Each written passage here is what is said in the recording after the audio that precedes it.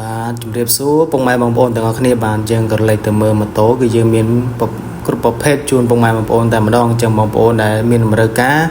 ចង់បានម៉ូតូយកទៅប្រើប្រាស់បាទអាចអញ្ជើញមកដល់ហាងផ្ទាល់បានហើយចំពោះម៉ូតូគឺយើងមានច្រើន model សម្រាប់ពុកម៉ែបងប្អូនជ្រើសរើស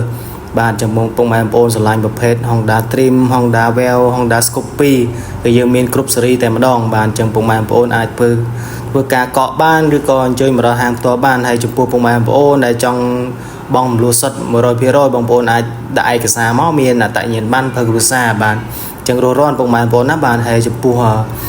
ការថែមជូនគឺមានច្រើនជូនពុកម៉ែបងប្អូនមិនថារៀនការកត្រកស្លាកលេខមួយសុវត្ថិភាពគឺយើងថែមជូនឥតគិតថ្លៃតែម្ដងបាទចឹងរស់រាន់ពុកម៉ែបងប្អូនណាបាទកុំភ្លេចហាងលក់ម៉ូតូ Honda Cincin យើងដែលមានអាស័យដ្ឋានស្ថិតនៅភូមិកណ្ដាលខាងលិចឃុំស្រះជីកស្រុកភ្នំស្រុកខេត្តបន្ទាយមានជ័យ